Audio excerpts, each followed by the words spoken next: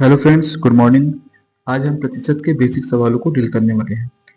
Question 1 कहता है कि एक सीजन के दौरान लखनऊ और दिल्ली बस टिकट का किराया 300 से बढ़कर 400 रुपये हो जाता है। किराए में कितने प्रतिशत की वृद्धि हुई? प्रतिशत वृद्धि हमें ज्ञात करना है। क्वेश्चन कहता है कि किराया जो है वो 300 से बढ़कर 400 रुपये हो जाता है। मतलब पहले किराया 300 था, जो बढ़कर कितना हो गया, 400 रुपये हो गया। यानी कितने की वृद्धि दिखाई दे रही है हमें? 100 की वृद्धि दिखाई दे रही है। परसेंट वृद्धि हमें ज्ञात करना है। तो 100 की वृद्धि हो रही है कितने में? 300 में। तो 100 बटे 300 परसेंट निकालना है, इसलिए 100%। इसको सॉल्व करते हैं दोस्तों। 0 से 0 कट गया, बचा कितना? 100 बटे 3, यानी कि 33.33%। यानी दिल्ली यानी लखनऊ से दिल्ली बस टिकट का किराया 300 रुपये से बढ़कर 400 रुपये हो जाने पर कितने परसेंट की वृद्धि हमें दिखाई देती है? 33.33% की वृद्धि हमें दिखाई देती है। चलिए अगला क्वेश्चन। एक पीक सीजन खत्म होने के बाद बस टिकट का किराया 300 से घटकर 400 रुपये हो जाता है। देखिए यहाँ पे टिकट जो किराया है वो 300 रुपये से घटकर कितना हो जा रहा है? 400 रुपये। 300 रुपये से घटकर जो है किराया वो 300 रुपये से घटकर किराया 400 रुपये हो जाता है। ओके, यहाँ कुछ आंकड़े गड़बड़ है। ये एक्चुअली ये 400 है और घटकर ये 300 हो जा रहा है। ओके, तो हम इसे फिर से सॉल्व करते हैं। देखिए किराया 400 था, जो घटकर कितना हो गया? 300 हो गया। मतलब कि 100 की कमी हुई है। अब ये 100 की कमी कितने में हुई है? 400 में हुई है।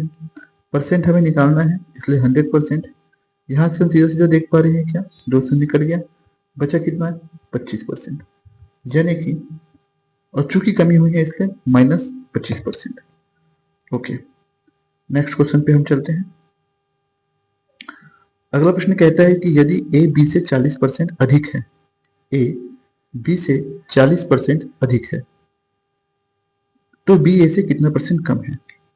देखिए इसे बनाने के दो तरीके हो सकते हैं दोस्तों। हमारा अप्रोच क्या हो सकता है, मैं दोनों आपको साथ डील कर लेता हूँ।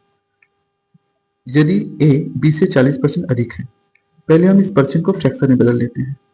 तो 40 का फ्रैक्शन वैल्यू क्या हो जाएगा? 40 का फ्रैक्शन वैल्यू क्या हो जाएगा? 2/5। जिन बच्चों को फ्रैक्शन निकालने नहीं आता, परसेंट से फ्रैक्शन कैसे निकालते हैं, मैं एक बार बेसिक से फिर से बता देता हूँ। 40% दिया हुआ है यहाँ पे। ओके, 40%, परसेंट के साइन हटने पे क्या आता है नीचे? 100। शून्य शून्य कट गया, 2 दूनी 4, 2 पंचे 10, यानी क्या आया? 2/5। या ये समझ सकते हैं कि 20 के 2 बंडल 40 बनाते हैं, तो ये 2 हो गया। और तो 20 के कितने बंडल जो है 100 बनाएंगे? 5। 2/5। ओके, तो हम वापस प्रश्न पे चलते हैं। तो हमने क्या देखा कि 40% का फ्रैक्शन वैल्यू 40% का फ्रैक्शन वैल्यू होता है 2/5। ए और बी दिया गया है। ए बी से 40% अधिक है, ए अधिक है, यानी बी, यदि बी का वैल्यू 5 है तो ए क्या है? 40% अधिक है। यानी बी का वैल्यू 5 है अगर, तो ए कितना है? 2 अधिक है, यानी कि 7 हो गया। ए और बी का देखा जाए तो रेशियो 7:5 का है। ए बी से तो अधिक है, यानी ए बी से 40% अधिक है। बी यदि 5 था तो ए 7 हो गया। प्रश्न कहता है कि बी ए से कितना परसेंट कम है? बी ए से कितना परसेंट कम है? बी ए से कितना कम है? 2 कम है। 2 कम है, कितने में कम है? 7 में कम है। गुणित 100%, 2/7। 1/7 का वैल्यू हम जानते हैं। 1/7 का वैल्यू क्या होता है? 14.28। तो 2/7 का वैल्यू क्या हो जाएगा? 28.57। करेक्ट आंसर होगा। ओके, चलिए नेक्स्ट क्वेश्चन। यदि सेवक बहादुर, प्रश्न कहता है यदि सेवक बहादुर की आय राजा साहब की आय से 60% कम है, तो राजा साहब की आय सेवक बहादुर की आय से कितना परसेंट अधिक होगा? देखिए बेसिक सा कॉन्सेप्ट हम लगा सकते हैं। जैसे कि मैंने आपको पिछले क्वेश्चन में कहा था कि इसको सॉल्व करने के दो अप्रोच हो सकते हैं। मैं वहां नहीं बता पाया, मैं आपको यहाँ बताता हूँ। यदि सेवक बहादुर की आय राजा साहब की आय के 60% कम है, 60% का मतलब क्या हो गया? 2/5, 3/5। ओके,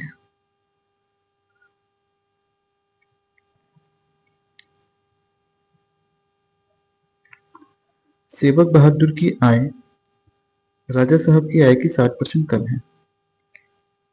सेवक बहादुर की आय कम है राजा साहब की आय से। राजा साहब की आय अगर 5 है तो 3 कम है, यानी कि सेवक बहादुर की आय कितनी हो गई? 2 हो गई। राजा साहब की आय सेवक बहादुर की आय से कितनी अधिक है? हम देख पा रहे हैं कि 3 अधिक है।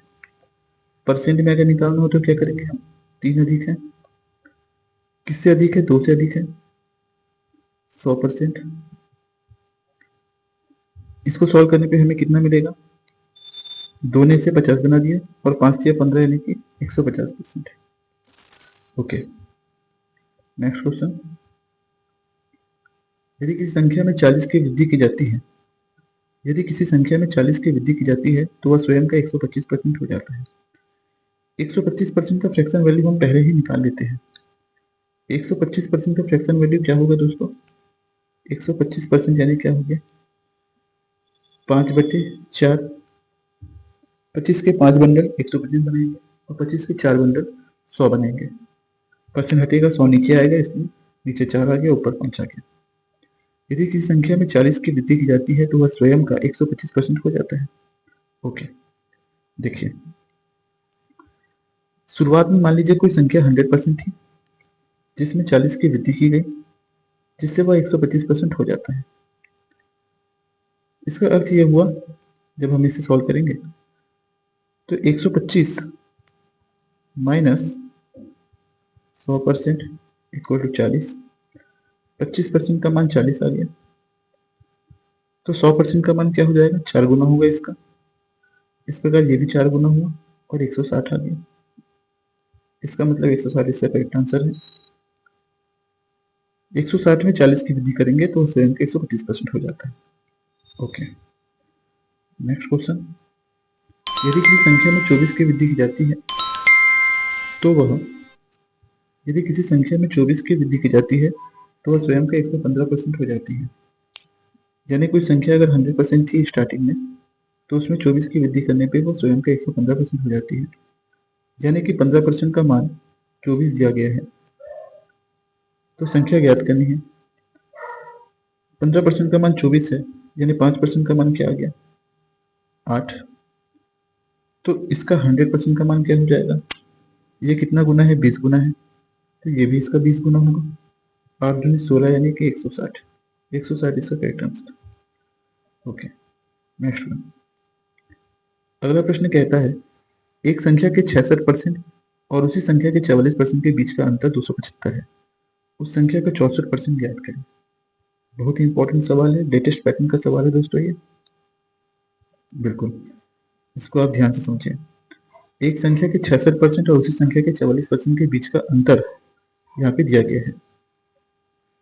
ओके, 66% और 44% के बीच का अंतर, यानी 66 माइनस 44 इक्वल टू क्या दिया है? 275। यानी कि 22% का मान क्या दिया गया है? 275। 22% का मान हमें दिया गया है 275 और हमें ज्ञात क्या करना है? 64% का मान। ओके, हम सीधे सीधे सॉल्व कर सकते हैं कि 22 क्या 22 64 का कोई मल्टीपल है? नहीं, तो हम इसे तोड़ लेते हैं। हम इसे 11 से भाग देते हैं 22 को अगर, तो ये कितना आ जाएगा? 2%। और इधर भी 11 से भाग देने पे क्या जाएगा? 11 दूनी 22 और 11 पंचे 55, यानी 2% का मान 25 आ गया। चूंकि 2% का मान 25 है, तो 64% का मान क्या हो जाएगा? ये इसका कितना गुना है? ये इसका 32 गुना है। तो यहाँ भी हम इसका 32 गुना करते हैं। 32 गुना करेंगे हम 25 का। 25 गुनी 50 का शून्य, यहाँ से 5 25 या 75 और 5 80, यानी ये हो गया 800। इसका 800 इज द राइट आंसर।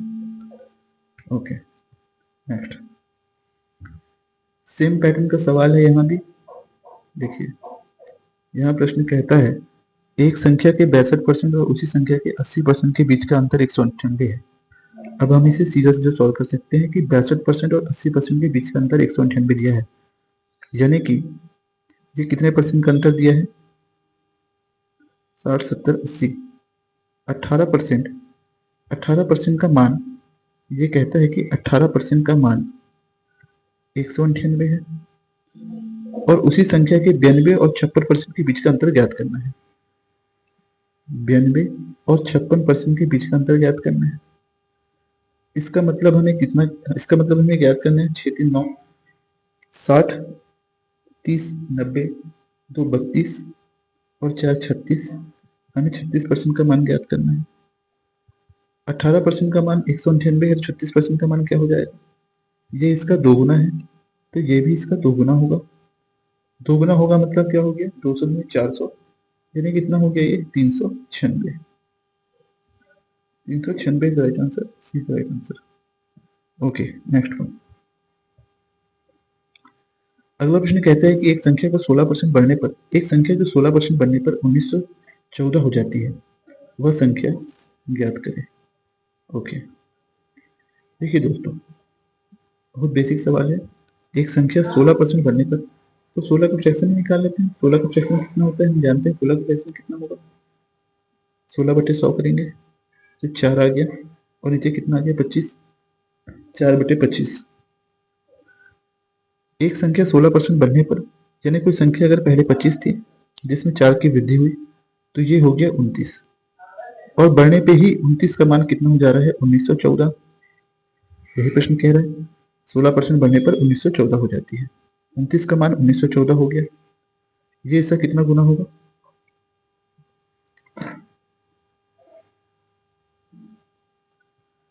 अगर 29 को हम 30 मानते हैं तो 6 या 18 लगभग ही 60 का मल्टीपल होगा, और ये 66 गुना होगा दोस्तों। तो सिमिलरली इधर भी 66 गुना होगा। चलिए मैं आपको एक डिजिटल सम का कॉन्सेप्ट भी यहाँ लगाना सिखा देता हूँ। देखिए 25 गुना 66 करना है, इसका क्या आंसर आएगा? या तो आप गुना भी कर सकते हैं या हम डिजिटल सम लगाते हैं। तो 5 2 7 हो गया, और 6 6 12 यानी कि 2 और 1 3 हो गया, यानी कि 7 या 21 यानी कि 2 और 1 3, यानी इसका डिजिटल सम क्या आया? 3। आंसर कभी डिजिटल सम 3 आना चाहिए। 6 5 11 और 1 12, 2 और 1 3, ये तो ठीक है। बाकी को भी चेक कर लेते हैं। 5 2 7 और 1 8, ये नहीं आ रहा। 5 5 10 और 1 11 2, ये भी नहीं आ रहा। 8 और 1 9, 9 कट गया, 5 बचा, ये भी नहीं आ रहा। यानी कि option A is the right answer. Option A इसका राइट आंसर होगा। ओके, हम अगले वीडियो में मिलते हैं दोस्तों। नमस्कार।